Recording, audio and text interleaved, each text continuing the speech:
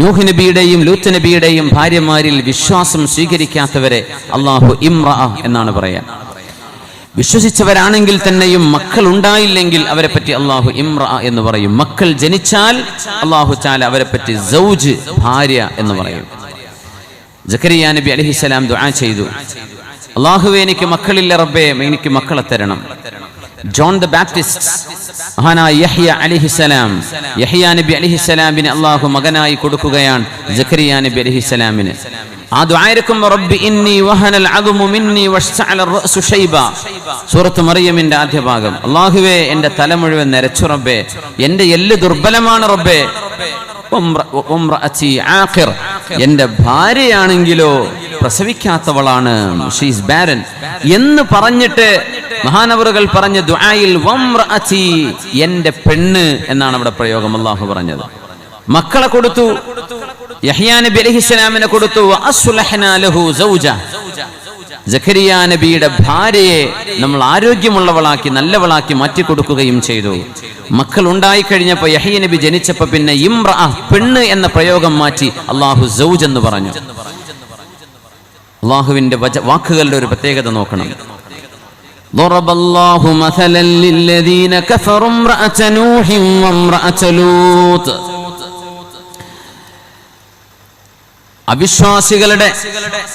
അവിശ്വാസികൾ ലോകാവസാനം വരെ വരാനുള്ള മുഴുവൻ ആളുകളുടെയും ഉദാഹരണം രണ്ട് പെണ്ണുങ്ങളാണ്, ഇംറഅത നൂഹിൻ വംറഅത ലൂത്ത്. ലൂത്ത് നബി അലൈഹിസ്സലാമിന്റെയും നൂഹ് നബി അലൈഹിസ്സലാമിന്റെയും ഭാര്യമാർ.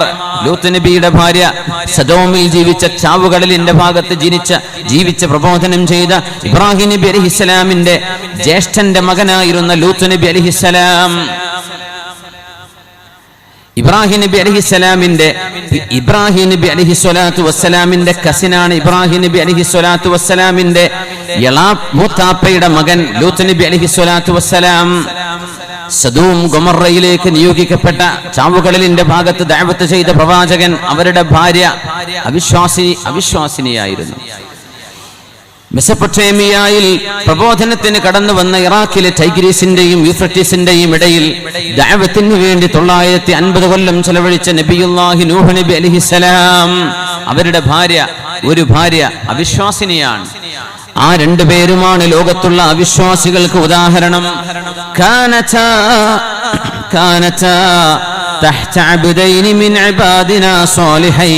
നമ്മുടെ സജ്ജനങ്ങളായ രണ്ട് പ്രവാചകന്മാരുടെ കീഴിൽ, അവരുടെ കീഴിൽ ജീവിച്ചിരുന്ന ഭാര്യമാരായിരുന്നു അവരെ. സ്വാലിഹീങ്ങളായ രണ്ട് ഭർത്താക്കന്മാർ ലഭിച്ചിട്ട് ഭാര്യമാർ നന്നായില്ല.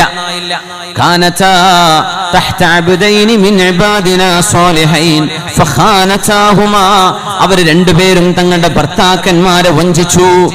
ആ വഞ്ചിച്ചതിന്റെ പേരിൽ അവിശ്വാസത്തിന്റെ ഏറ്റവും വലിയ ഉദാഹരണമായി ഈ രണ്ട് പെണ്ണുങ്ങളെയാണ് അല്ലാഹു ഉയർത്തിക്കാണിക്കുന്നത്.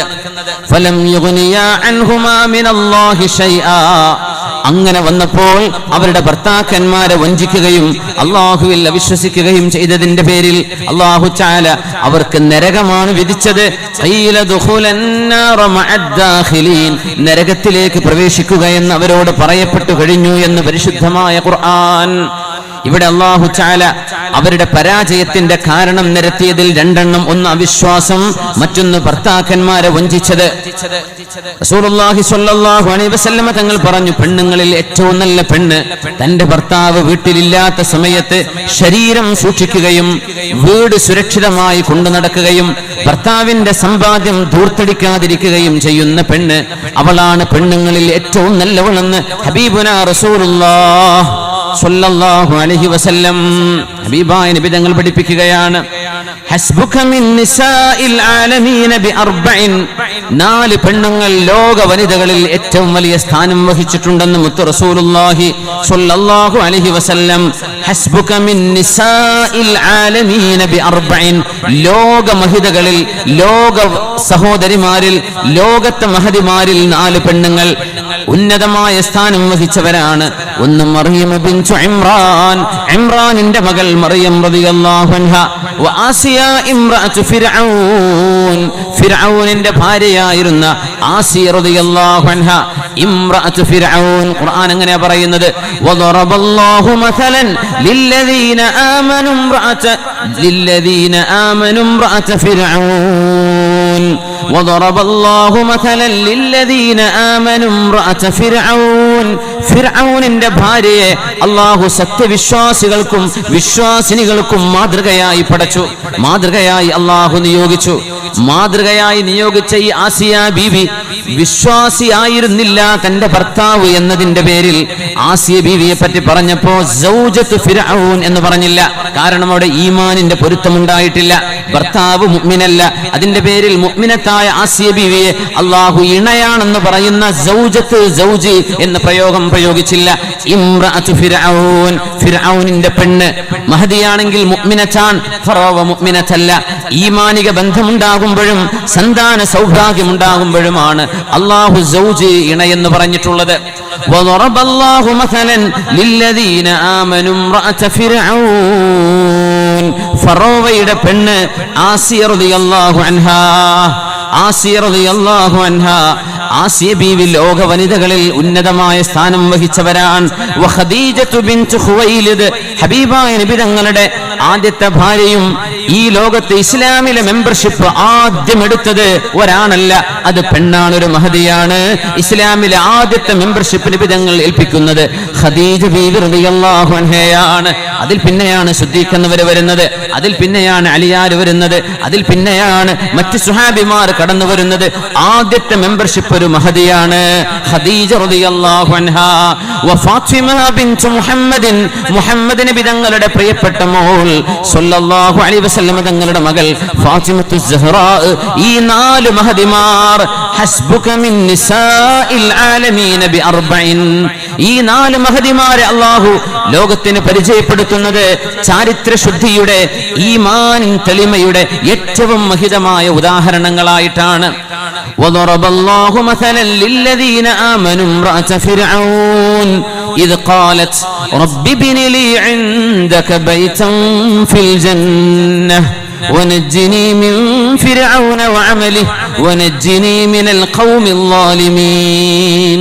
ഫറോവയുടെ കൊട്ടാരത്തിൽ നിന്ന് പുറത്താക്കപ്പെടുമെന്ന പേടിയുണ്ട്, ഫറോവയുടെ കിങ്കരന്മാർ ഉപദ്രവിക്കുമെന്ന പേടിയുണ്ട്. ആ രാജ്യത്ത് അധികാരം കൈയാളുന്ന കിബിച്ചികളുടെ കയ്യിൽ നിന്ന് ഏൽക്കുന്ന വളരെ ദുഷിച്ച വാക്കുകൾ, അപമാനപ്പെടുത്തലുകൾ, ഇതെല്ലാം ഉണ്ടായിട്ടും സയ്യിദുനാ മൂസ നബി അലൈഹിസ്സലാമിന്റെ കൂടെ അഷ്ഹദു അല്ലാ ഇലാഹ ഇല്ലല്ലാഹ് വ അന്ന മൂസ റസൂലുള്ളാഹ് എന്ന് കലിമ ചൊല്ലി വിശ്വസിച്ച മഹദിയാണ് ആസിയ റളിയല്ലാഹു അൻഹാ.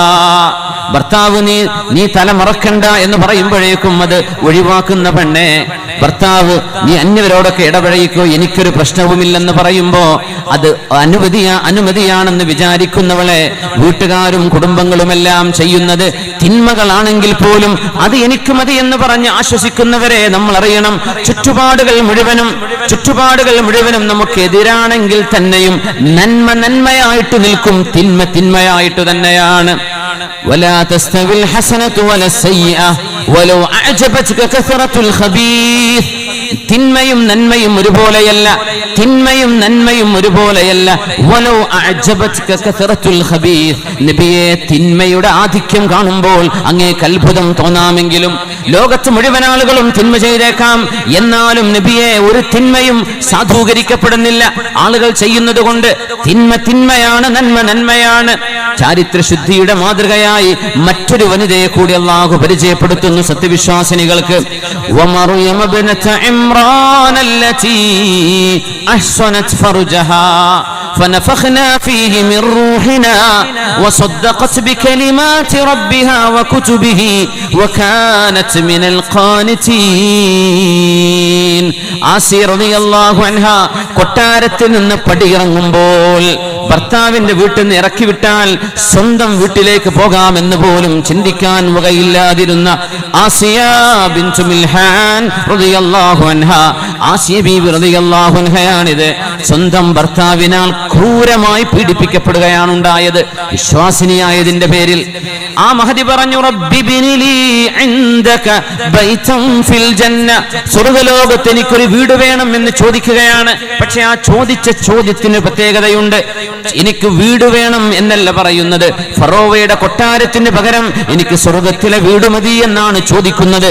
എന്നാൽ ആദ്യം പറഞ്ഞത് ഇൻദക, അല്ലാഹുവേ നിന്റെ അരികത്തേക്ക് എനിക്ക് വരണം, അവിടെ എനിക്കൊരു വീട് വേണം. അള്ളാഹുവിന്റെ സാമീപ്യമാണ് എനിക്ക് വേണ്ടത്, അവിടെയാണ് എനിക്ക് വീട് വേണ്ടതെന്ന് ആദ്യം അള്ളാഹുവിന്റെ മഅയ്യത്ത് ചോദിച്ച മഹദിയാണ് ആസിയ ബിൻതു മിൽഹാൻ റളിയല്ലാഹു അൻഹ. അള്ളാഹുവേ നിന്റെ അരികത്ത് എനിക്കൊരു വീട്, എനിക്കൊരു വീട് അത് നിന്റെ അരികത്താവണം. അങ്ങനെയല്ല, നിന്റെ അരികത്ത് എനിക്കൊരു വീട്. റബ്ബി ബിനിലി ഇൻദക ബൈതൻ ഫിൽ ജന്ന, സ്വർഗ്ഗത്തിലൊരു വീട് നീ എനിക്ക് തരേണ്ടത് നിന്നെ എനിക്ക് എപ്പോഴും കാണാൻ പറ്റുന്നിടത്താവണം, നിന്നെ എനിക്ക് എപ്പോഴും കാണണം, നിന്റെ അരികത്താവണം റബ്ബേ, നിന്റെ സാമീപ്യം എനിക്ക് വേണം, നിന്റെ റഹ്മത്തിന്റെ ഖുർബ് എനിക്ക് വേണം. അതാഗ്രഹിച്ചുകൊണ്ട് ദുആ ചെയ്ത പെണ്ണാണ് മഹദിയായ ആസിയ ബിൻതു മിൽഹാൻ റളിയല്ലാഹു അൻഹ. ആ മഹദിയാണ് സത്യവിശ്വാസിനികൾക്ക് നേതാവായി മാറുന്നത്, അള്ളാഹുവിന്റെ സാമീപ്യം ചോദിച്ച പെണ്ണ്. അള്ളാഹു നമുക്ക് ആണുങ്ങൾക്കും പെണ്ണുങ്ങൾക്കും റഹ്മാനായ അള്ളാഹുവിന്റെ ആ ഒരു ഖുർബത്തും റബ്ബ് തആലയെ കാണാനുള്ള ലദ്ദത്തുൻ നദുരി ഇലാ വജ്ഹിഹി, ആ സൗഭാഗ്യവും അല്ലാഹുവേ നീ ഞങ്ങൾക്ക് നൽകണേ തമ്പുരാനെ. ആമീൻ യാ റബ്ബൽ ആലമീൻ. ആയിഷ റളിയല്ലാഹു അൻഹ, നാളെ പരലോകത്തേക്ക് സത്യവിശ്വാസികൾ സിറാത്ത് പാലം കടക്കേണ്ടവരാണ്. ജിസ്റുൻ മദ്റൂബുൻ അലാ മത്നി ജഹന്നം അഹദ്ദ മിനസ് സൈഫി വഅഖഫ മിനസ് ശഅരി എന്ന് ഹദീസുകളിൽ കാണാൻ കഴിയുന്ന വാളിനേക്കാൾ മൂർച്ചയുള്ളതും മുടിയേക്കാൾ നേർത്തതുമാണ് ആ പാലം. അത് ഭൂമിയിലെ പാലത്തോട് ഉപമിക്കരുത്. ഈ ഭൂമിയിലെ ഫിസിക്കൽ ഡൈമെൻഷൻസ് വെച്ചുകൊണ്ട് അതിനെ മെഷർ ചെയ്യാൻ പറ്റുന്നതല്ല. ആഖിറത്തിന്റെ മെഷർമെന്റുകൾ വേറെയാണ്, ആഖിറത്തിന്റെ ഡൈമെൻഷൻസ് വേറെയാണ്. ആ ഒരു പാലം കടന്ന് അവസാനം സത്യവിശ്വാസികൾ പറയും അൽഹംദുലില്ലാഹില്ലദീ നജ്ജാനാ, നമ്മളെ രക്ഷപ്പെടുത്തിയ അല്ലാഹുവേ നിനക്ക് സ്തുതി എന്ന് പറയുന്ന ഒരു ഭാഗം വിശുദ്ധമായ ഖുർആൻ പറയുന്നുണ്ട്. ഫമന്നല്ലാഹു അലൈനാ വവഖാനാ അദാബസ് സമൂം. ഉർവത്ത് ബിൻ സുബൈർ റളിയല്ലാഹു അൻഹു താബിഈൻ. ആ മഹാനവറുകൾ ആയിഷ ബീവി റളിയല്ലാഹു അൻഹ മഹദിയാണെങ്കിലോ അവർക്ക് അമ്മായിയാണ്. മഹദിയെ വീട്ടിൽ ചെന്ന് കാണാൻ ചെന്നപ്പോ ആയിഷ ബീവി റളിയല്ലാഹു അൻഹ നിന്ന് നിസ്കരിക്കുകയായിരുന്നു. ആ രാവിലെ നേരം നിന്ന് നിസ്കരിക്കുന്നു. ബീവിയോടൊന്ന് സലാം പറഞ്ഞ് എന്തെങ്കിലും ആവശ്യങ്ങളുണ്ടോ, സേവനം വല്ലതും വേണോ എന്ന് ചോദിക്കാൻ ചെന്ന മഹാനവറുകൾ ആയിഷ ബീവി റളിയല്ലാഹു അൻഹ നിന്ന നൃത്തത്തിൽ ഇങ്ങനെ ഓതുകയാണ്, ഫമന്നല്ലാഹു അലൈനാ വവഖാനാ അദാബസ് സമൂം. അല്ലാഹുവേ നീ ഞങ്ങളോട് വലിയൊരു ഉപകാരം ചെയ്തുവല്ല റബ്ബേ. തീക്കാറ്റ് പാറുന്ന, തീക്കാറ്റടിക്കുന്ന നരകത്തിൽ നിന്ന് നീ ഞങ്ങളെ രക്ഷപ്പെടുത്തിയല്ലോ എന്ന് നരകത്തിലേക്ക് ചാടാതെ സ്വർഗം കടക്കാൻ പോകുന്ന ആളുകൾ സിറാത്ത് കടന്നാൽ പറയുന്ന ആ വചനം വിശുദ്ധ ഖുർആൻ ഉദ്ധരിക്കുന്ന ഭാഗം ആയിഷ റളിയല്ലാഹു അൻഹ കരഞ്ഞുകൊണ്ട് ഇങ്ങനെ ഓതിക്കൊണ്ടിരിക്കുകയാണ്. ഫമന്നല്ലാഹു അലൈനാ വവഖാനാ അദാബസ് സമൂം. ആയിഷ റളിയല്ലാഹു അൻഹയുടെ 18 വയസ്സ് വരെയുള്ള ഹബീബിന്റെ കൂടെയുള്ള ജീവിതമാണ് നമ്മൾ സാധാരണ വഅദുകളിൽ പ്രഭാഷണങ്ങളിൽ കേൾക്കാറുള്ളത്. ആയിഷ ബീവിക്ക് അത് കഴിഞ്ഞൊരു 40 വർഷത്തെ ജീവിതം ഉണ്ടായിട്ടുണ്ട്. നബി തങ്ങൾ വഫാത്തായി 40 കൊല്ലത്തോളം ഈ ഉമ്മത്തിന് ഇൽമു പഠിപ്പിച്ച മഹദിയാണ് ആയിഷത്തു സിദ്ദീഖ റളിയല്ലാഹു അൻഹ.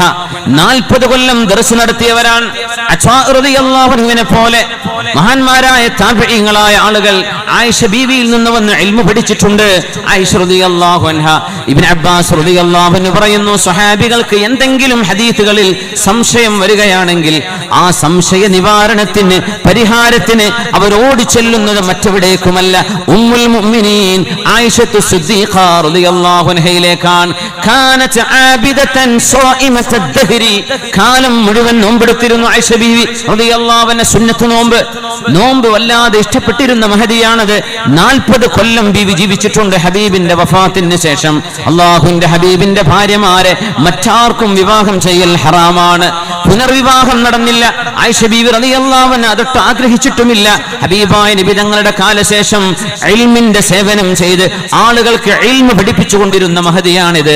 ഒരു കാര്യം കൂടെ പറയട്ടെ, നമ്മുടെ പെൺകുട്ടികളൊക്കെ വിവാഹം കഴിയുമ്പോഴേക്കും പഠനം നിർത്തിവെക്കുന്നവര്, വിവാഹം കഴിഞ്ഞാൽ പിന്നെ പഠിക്കണ്ട എന്ന് ചിന്തിക്കുന്നവര്, വിവാഹം കഴിഞ്ഞാൽ പിന്നെ മക്കളെ നോക്കിയിരുന്നാൽ മതി, ഇനി പഠിക്കേണ്ടതില്ല, എല്ലാം പഠിച്ചു തീർന്നു, ഇനി പഠിക്കാൻ അവസരമില്ല എന്ന് പറയുന്ന സഹോദരിമാരെ, മഹദിമാരെ, ആയിഷ റളിയല്ലാഹു അൻഹ 40 കൊല്ലത്തെ ഈ ഉമ്മത്തിന്റെ മുദരിസത്തായി മാറിയത് ആ പഠിച്ചത് മുഴുവൻ ഹബീബിന്റെ കൂടെ വിവാഹിതയായി ജീവിച്ചതിന്റെ ശേഷമാണ്. കല്യാണം കഴിഞ്ഞതിന്റെ ശേഷമാണ് ബീവി പഠിച്ചത്. കല്യാണം കഴിഞ്ഞതിന്റെ ശേഷമാണ് ബീവി ഈ ഉമ്മത്തിന് ഇൽമിന്റെ സേവനം ചെയ്തത്. അതുകൊണ്ട് കല്യാണം കഴിച്ചാൽ പിന്നെ പഠിക്കാൻ കഴിയില്ലെന്ന ഉപായം ഇനി പറയാനിരിക്കല്ലേ. കിട്ടിയ അവസരങ്ങൾ ഉപയോഗപ്പെടുത്ത്, കിട്ടിയ അവസരങ്ങൾ ഉപയോഗപ്പെടുത്ത്. വിജ്ഞാനമില്ലെങ്കിൽ നമ്മളും മൃഗങ്ങളും എന്ത് വ്യത്യാസം?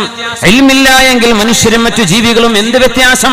അള്ളാഹുവിനെ കുറിച്ചുള്ള അറിവ് അത് കിട്ടുമ്പോഴല്ലേ ഹൃദയത്തിന് ഒരു എൻലൈറ്റ്മെന്റ്, ഒരു എന്തെന്നില്ലാത്ത വെളിച്ചം, എൻലൈറ്റ്മെന്റ്, എന്തെന്നില്ലാത്ത പ്രഭയും അകവെളിച്ചവും ഉണ്ടാകുന്നത്. ആയിഷ ബീവി റളിയല്ലാഹു അൻഹ ആബിദത്താണ്. നിന്ന നൃത്തത്തിൽ